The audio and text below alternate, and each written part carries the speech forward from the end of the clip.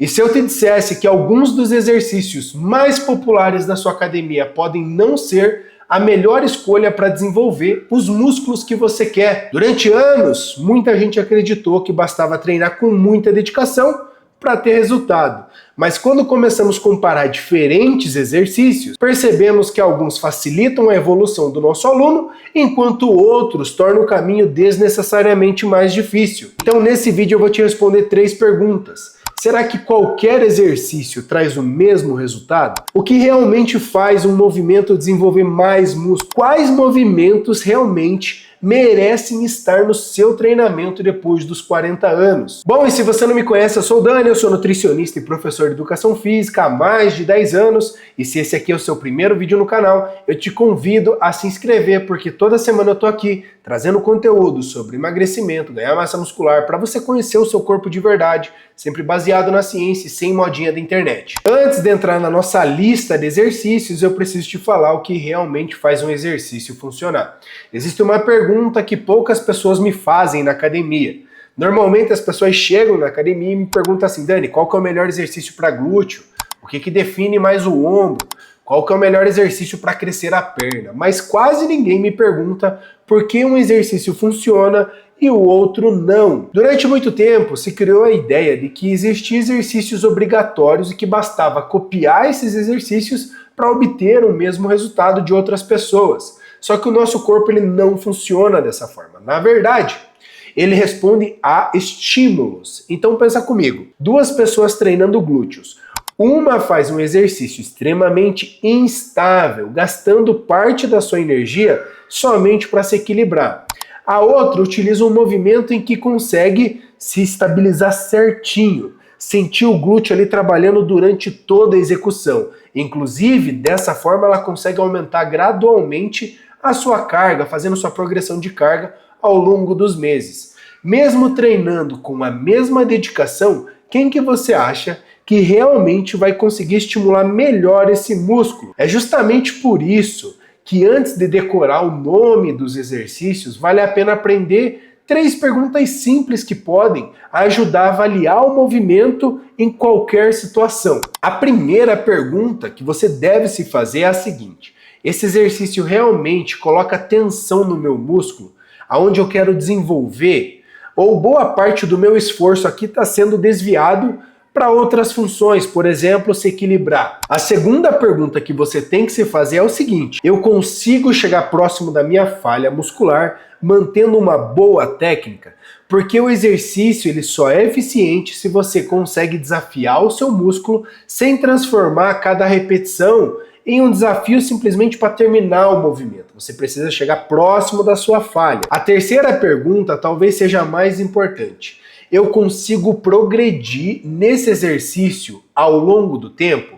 Porque os músculos eles continuam crescendo de acordo com os estímulos que eles recebem. Então, se você está treinando um exemplo muito pesado de forma instável, você está fadado a se machucar e não a progredir. E agora é importante fazer uma grande observação aqui. Algumas pessoas interpretam isso como uma defesa para as máquinas e critica os pesos livres, mas a ciência mostra o seguinte, para você que ainda está naquela história de máquina ou peso livre. Estudos comparando ali máquinas e pesos livres encontram um ganho semelhante de massa muscular quando o treinamento ele é bem planejado. A principal diferença é que em cada modalidade desenvolve habilidades específicas. As máquinas costumam facilitar o isolamento ali de determinados grupos musculares, enquanto os pesos livres exigem maior coordenação e participação desses músculos que estabilizam o movimento. Ou seja, o objetivo não é substituir a máquina pelo peso livre. O objetivo é escolher o exercício mais adequado para desenvolver o músculo que você quer. Seguindo nessa lógica, então, eu costumo prescrever para minhas pacientes, como primeiro exercício aqui, elevação lateral no cabo. Muita gente faz elevação lateral com halteres e ela pode funcionar muito bem, mas o cabo oferece uma vantagem muito interessante, porque ele mantém uma tensão sobre o deltoide durante praticamente toda a amplitude do movimento. Isso significa que o músculo continua trabalhando mesmo nas posições em que o halter perderia totalmente a resistência devido à ação da gravidade. Para quem deseja desenvolver ombros, essa é uma excelente opção. O segundo exercício é o hip thrust guiado. Os glúteos respondem muito bem a exercícios que permitem gerar bastante força com estabilidade. Quando o movimento é realizado em uma máquina ou um equipamento guiado, muitas pessoas conseguem focar melhor na execução, aumentar bastante a sua carga devido à segurança. Então elas conseguem manter uma progressão consistente ao longo do tempo. Isso não significa que o hip thrust seja melhor do que elevação de quadril livre, por exemplo, mas que a versão guiada pode ser uma alternativa muito prática para quem busca um conforto e facilidade na progressão. Inclusive, normalmente, quando eu prescrevo esse exercício para minhas pacientes, elas sempre pedem, pode ser na máquina. Pode ser na máquina sim. O terceiro exercício é a cadeira flexora. As pesquisas recentes observaram que essa variação pode promover um crescimento maior dos músculos posteriores da coxa, quando comparado à flexora deitada, a famosa mesa flexora. E olha só que interessante, esse é um ótimo exemplo de pequenas alterações no seu treino podem mudar completamente a resposta muscular. O quarto exercício é a remada apoiada. Em muitos exercícios para as costas, a lombar acaba se tornando um fator limitante. Quando isso acontece, o treino pode terminar antes que os músculos das costas de fato cheguem na sua falha. A remada apoiada, a remada guiada, reduz bastante essa limitação, permitindo você se concentrar no esforço das dorsais, nos romboides, outros músculos responsáveis ali pela sua puxada, pela sua remada. Para muitas mulheres, especialmente depois dos 40 anos, isso significa um treino mais confortável e mais eficiente. Mas tem algo muito interessante aqui. Esses 4 exercícios que eu te passei, eles têm algo em comum. Todos eles facilitam a tensão no músculo que você quer desenvolver. Os 3 próximos seguem exatamente essa mesma lógica, só que agora voltados para músculos que costumam fazer ainda mais diferença quando pensamos em força, postura, preservação de massa muscular a longo prazo. Bom, e se você está gostando desse vídeo, que é um treino pensado especificamente para o seu objetivo, eu, Dani, posso te ajudar na minha consultoria online. Lá eu monto a sua dieta, monto o seu treino, te acompanho semanalmente e eu faço os ajustes necessários sempre que for necessário para você continuar progredindo em segurança e sem perder tempo com estratégias que não funcionam para você. Se você quer saber mais, é só acessar o link que está aqui na descrição. Bom, vamos aos próximos exercícios e o quinto é a cadeira extensora. Durante muito tempo, ela foi vista apenas como um complemento do treino de pernas, mas essa visão simplifica demais o papel desse exercício.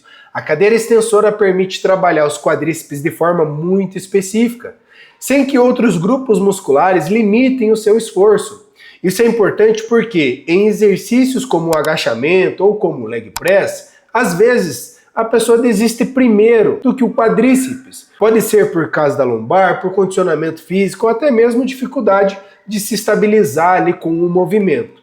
Na cadeira extensora, o foco permanece praticamente 100% em cima dos seus quadríceps, além de controlar a execução, aplicar uma progressão de carga. Além disso, controlar a execução e aplicar uma progressão de carga costuma ser bastante simples, o que facilita acompanhar a evolução ao longo dos meses. Sexto exercício é o tríceps em cima da cabeça, tríceps francês. Se o seu objetivo é desenvolver os braços, ficar com os braços mais fortes e mais definidos, vale a pena prestar atenção nesse detalhe. O tríceps possui 3 porções. Em uma delas, a cabeça longa responde especialmente quando o braço permanece elevado durante o seu movimento.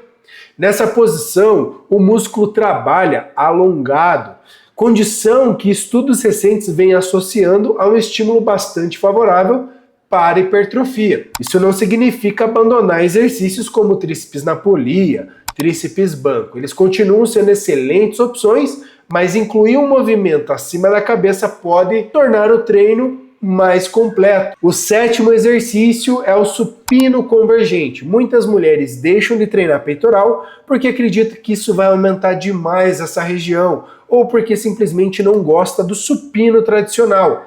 Na prática, fortalecer o peitoral ajuda a manter equilíbrio muscular, melhora o desempenho de diversos movimentos do dia a dia e ainda pode contribuir para uma postura mais eficiente quando combinado a fortalecimento das costas, por exemplo. O supino convergente oferece uma vantagem muito interessante.